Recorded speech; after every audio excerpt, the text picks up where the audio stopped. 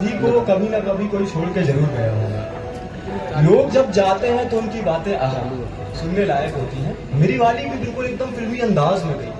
कहती है कि मुमकिन होता तो मैं रुक जाती आलोक, मुमकिन होता तो मैं रुक जाती आलोक, मेरे लिए तुम इतना तो कर भी सकते हो, और मेरे पास कोई रास्ता नहीं मजबूरी है, मेरे पास कोई रास्ता नहीं मजबूरी है, तुम्हारा क्या, तुम तो मर भी सकते हो। ये सुन के मेरा दिमाग तो सुन हुआ भाई, समझ नहीं आ रहा था करूं क्या। दिल बोला रो ले, पर दिमाग बोला क्यों रोए हम उनसे बिछड़ जाने के बाद, क्यों रोए हम उनसे बिछड़ जाने के बाद, तो कौन सा चले आएंगे याद आने के बाद, क्यों रोए हम उनसे बिछड़ जाने के बाद, वो कौन सा चले आएंगे याद आने के बाद। अब गैर हूं उनके लिए तो मर जाता हूँ, अब गैर हूं उनसे तो मर जाता हूँ, सुना है गैर भी याद करते हैं मर जाने के बाद।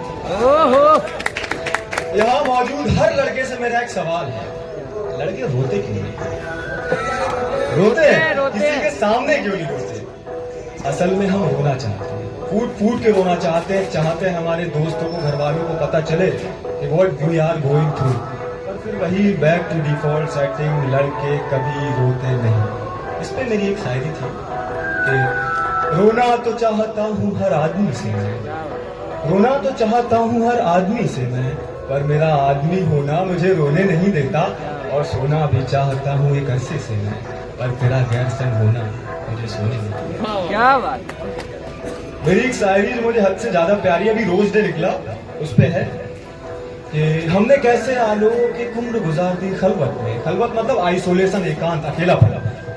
हमने कैसे आलोक एक उम्र गुजार दी खलवत में, अब जो सोचता हूँ मेरी रूह कांप जाती है, मेरे बाग उजड़ गए मोहब्बत में, मेरे बाग उजड़ गए मोहब्बत में, तुम्हें फूलों से खुशबू कैसे?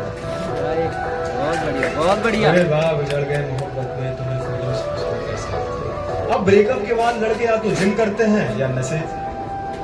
भाई इतनी आग जो तुम्हारे अंदर है कहीं ना कहीं तो जलाओगे। कोई जिम में पसीना बहा रहा है तो कोई मैखाने में चार दोस्तों के साथ बैठकर लीवर जला रहा है। मैंने तीसरा रास्ता चुना, शराब को स्याही और डंबल को कलम बनाई। तो उस पे है कि महफिल के भी लायक न थे, लूट ले गए हम जमाना, उड़ई की महफिल के भी लायक न थे, अरे लूट ले गए हम जमाना, जिंदगी की सीख बुजुर्गों से जो ली गई है। महफिल के भी लायक न थे, लूट ले गए हम जमाना, जिंदगी की सीख बुजुर्गों से जो ली गई है। मेरा हक था मैं खाली कर देता मैं खाना, मेरी हिम्मत तो देखो सिगरेट तक न पीऊंगी। मेरा हक था मैं खाली कर देता मैं खाना। अब ब्रेकअप एक विडंबना है, और उससे बड़ी विडंबना ये घर वालों को पता न चल जाए।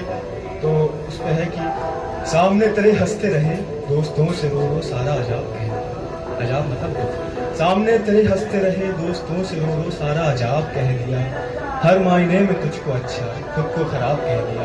और पापा ने पूछा आंखें लाल क्यों है, पापा ने पूछा आंखें लाल क्यों है, मैंने आंसू तुझको शराब कह दिया।